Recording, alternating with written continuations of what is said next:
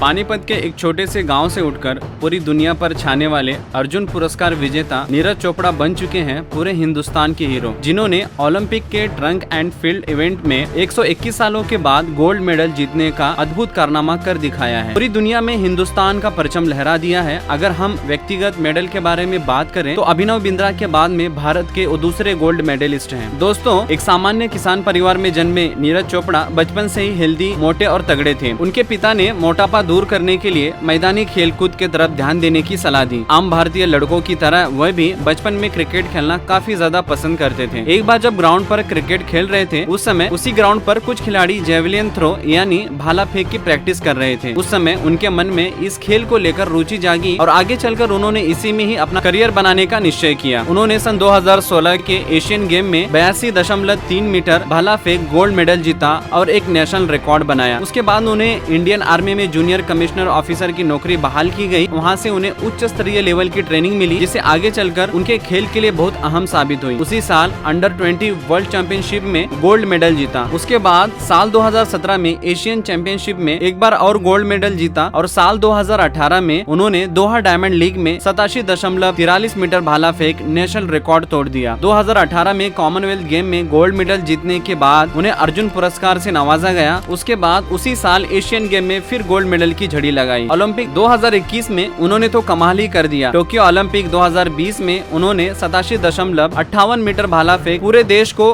गौरवान्वित कर दिया। अब इतना महान कार्य करने के बाद पूरे देश भर से उन्हें शुभकामनाएं और उपहार हासिल हो रहे हैं। नीरज चोपड़ा को हरियाणा सरकार ने 6 करोड़ और 50% रियायत पर एक प्लॉट देने की घोषणा की है। साथ ही साथ A1 क्लास की नौकरी देने का भी ऐलान किया है। रेलवे ने नीरज चोपड़ा को 3 करोड़ देने का ऐलान किया है, जहां पर पंजाब सरकार ने भी नीरज चोपड़ा को 2 करोड़ देने का ऐलान किया है। मणिपुर सरकार ने भी नीरज चोपड़ा को 1 करोड़ देने का ऐलान किया है। भारतीय ओलंपिक संघ ने 75 लाख देने की घोषणा की है। BCCI और चेन्नई सुपर किंग्स ने नीरज चोपड़ा को 1-1 करोड़ देने का ऐलान किया है। मशहूर बिजनेसमैन आनंद महिंद्रा ने भी अपने तरफ से एक SUV देने की बात कही है। अभी मेडल जीते हुए एक ही दिन हुआ है और नीरज चोपड़ा के ऊपर इनामों की बारिश देखते हुए अन्य राज्य सरकारें एवं भारत की कई बड़ी कंपनियां नीरज के लिए आगे चलकर इससे भी बड़ी घोषणाएं कर सकती हैं, क्योंकि उगते सूरज को दुनिया सलाम करती है। और इस साल ओलंपिक की बात करें तो नीरज चोपड़ा अभी तक एकमात्र ऐसे खिलाड़ी है जिन्होंने गोल्ड मेडल जीता है। जाते जाते एक बात कहना चाहूंगा, मेरे हिसाब से इन इनामों से भी बढ़कर जो कोई चीज हो सकती है वो ये है कि जब मेडल जीतने के बाद में अपने देश की राष्ट्रीय गान की धुन कानों पर पड़ती है और भारत का झंडा और राष्ट्रों से ऊंचा उठता है, उस समय बदन का रोम रोम तिरंगे को सलामी देता है। इसे बोलते हैं असली इनाम, जो कोई लाखों करोड़ों रुपए कमा कर भी एक अमीर इंसान हासिल नहीं कर सकता। धन्यवाद आपका पूरा वीडियो देखने के लिए।